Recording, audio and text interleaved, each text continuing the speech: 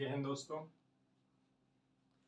Last class में पिछली class में आपने देखा हमने शैशवावस्था के बारे में बात की थी। अब हम इस क्लास में बात करेंगे बाल्यावस्था के बारे में। बाल्यावस्था के बारे में इस क्लास में हम बातचीत करेंगे और शैशवावस्था से जो हमने क्वेश्चंस जितने भी डिस्कस किए थे आपने रिवीजन कर लिया होगा। बहुत अच्छे क्वेश्चंस थे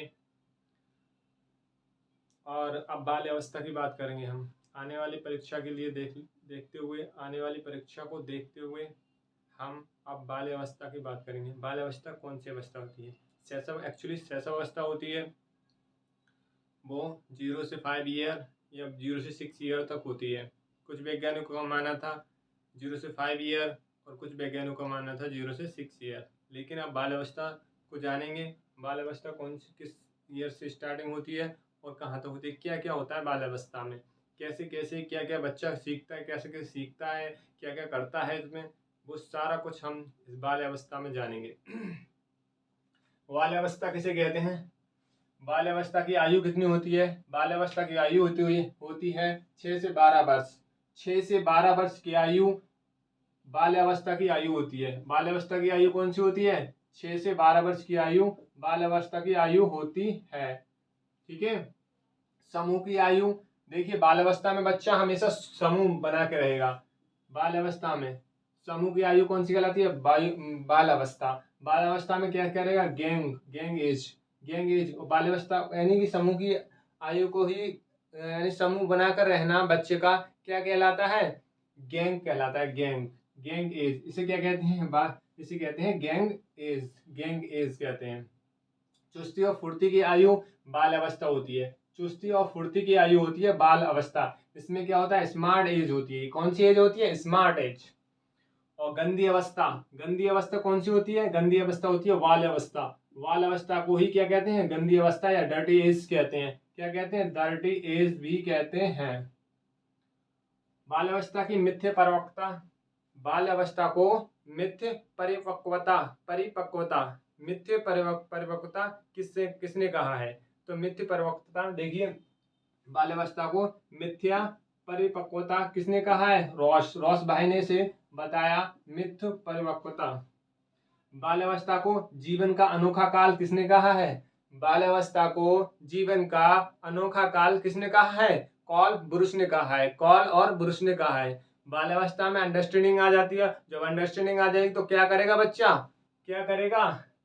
कॉल और ब्रुश ने क्या कहा?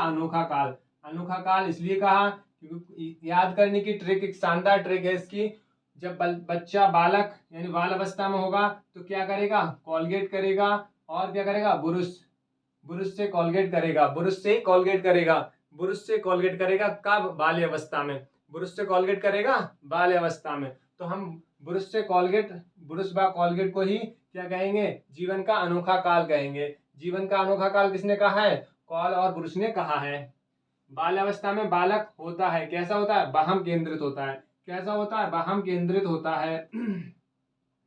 संग्रह करने की प्रवृत्ति बाल्यावस्था में पाई जाती है। संग्रह करेगा बच्चा हमेशा। और प्राथमिक विद्यालय में प्रवेश की अवस्था कौन सी होती है? प्राथमिक विद्यालय में प्रवेश की जो अवस्था होती है वो बाल्यावस्था होती है। शैशवावस्था में बच्चा कभी भी एडमिशन नहीं लेता और प्रौढ़ावस्था में बच्चा कभी भी एडमिशन नहीं लेता। समझ गए? इसलिए प्रवेश का अवस्था में लेता है। प्राथमिक विद्यालय में प्रवेश लेने की अवस्था कौन सी होती है? बाल्यावस्था में ही बच्चा प्रवेश लेता है। और बाल्यावस्था खेल की प्रवृत्ति। अब बच्चा बाल्यावस्था में खेल की प्रवृत्ति कैसी होगी? अकेला नहीं खेलेगा। वो कैसे खेलेगा? सामूहिक यानी कि समूह के साथ, पूरे समूह के साथ। कैसे खेलेगा? ग्रुप में। कैसे खेलेगा? ग्रुप बनाकर खेलने की प्रवृत्ति कैसी होगी उसकी? ग्रुप बनाकर। और वास्तविक जगत में प्रवेश की अवस्था होती है वो कौन सी एज होती है? बाल्यावस्था में ही वास्तविक जीवन में प्रवेश करता है बच्चा।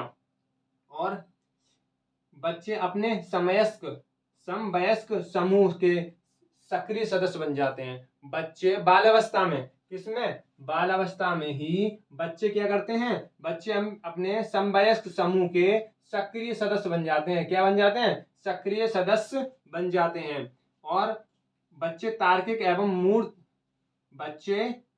मूर्त रूप से सोचना प्रारंभ कर देते हैं। बच्चे अपना तार्किक रूप से बोलना, सोचना, समझना स्टार्ट कर देते हैं। किस अवस्था में? बाल्यावस्था में। बाल्यावस्था में ही बच्चे तार्किक करना शुरू कर देते हैं। 12 वर्ष का आपने देखा होगा, 6 से 12 वर्ष के बच्चे 6 से 12 वर्ष के बच्चे तर्क करना शुरू कर देता है। तर्क की तरह सोचना शुरू कर देता है। और बाल्यावस्था को जानेंगे बाल्यावस्था को 2 भागों में बांटा गया। आजकल बेसिक बाल्यावस्था को 2 भागों में बांटा गया। ये तो आपने देख ही लिया, स्मार्ट एज और यंग एज किसे कहते हैं। देखिए एक क्वेश्चन और बनता है यहाँ से, जहाँ से हम बता दें।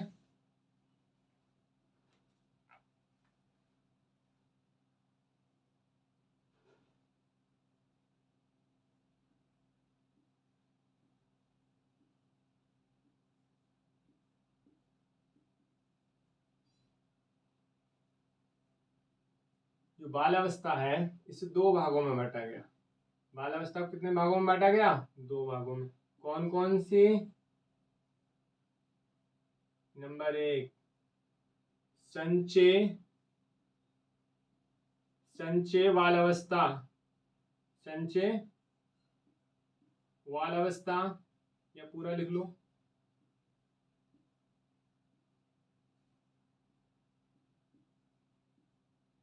संचय बाल्यावस्था ये होती है क्या? 6 से 9 वर्ष। कितनी होती है? 6 से 9 वर्ष। 6 से 9 वर्ष। और एक होती है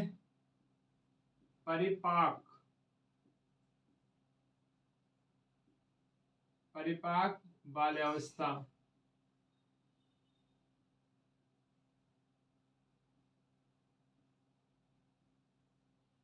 परिपाक बाल्यावस्था कितनी होती है? 9 से 12 वर्ष। 9 से 12 वर्ष होती है। कितनी होती है? 9 से 12 वर्ष, ऐसे भी लिख सकते हैं। वो पूछेगा परिपक्व काल किसे कहते हैं? परिपक्व काल कौन सी अवस्था है? और डेट दे देगा 9 से कौन सी अवस्था है कि 9 से 12 वर्ष की अवस्था है, 3 से 6 वर्ष की अवस्था है, 0 से 3 वर्ष की अवस्था है, 3 से 6 वर्ष की अवस्था, 6 से 9 वर्ष की अवस्था। परिपक्व अवस्था कौन सी होती है? तो आपको बताना है कि कैसा अवस्था होती है। जो परिपक्व अवस्था होती है वो 9 से 12 वर्ष की अवस्था होती है। और संचय अवस्था होती है 6 से 12 वर्ष की अवस्था, 6 से 9 वर्ष की अवस्था को संचय अवस्था कहते हैं। संचय बाल्यावस्था कहते हैं। संचय बाल्यावस्था कहते हैं। ये होती है। ये बाल्यावस्था के संचय अवस्था के क्वेश्चंस बने। और पिछली बार शेष अवस्था से क्वेश्चंस आए थे। इस बार बाल्यावस्था से क्वेश्चंस आना 100% श्योर है कि बाल्यावस्था से इस बार क्वेश्चंस आएंगे, क्योंकि पिछली बार शेष अवस्था से क्वेश्चंस आए हैं, तो इस बार बाल्यावस्था से क्वेश्चन आएंगे। और जितने भी मैंने क्वेश्चंस कराए हैं बाल्यावस्था से, इन्हीं में से 1-2 क्वेश्चंस जरूर आएंगे। आप इसमें से तैयार कर लीजिए अपने क्वेश्चंस। और ये बाल्यावस्था को 2 भागों में बांटा गया, संचय बाल्यावस्था और परिपक्व बाल्यावस्था। इसको ध्यान रखिएगा, जरूर आपको एग्जाम में देखने को मिलेगा। ठीक है, थैंक यू सर।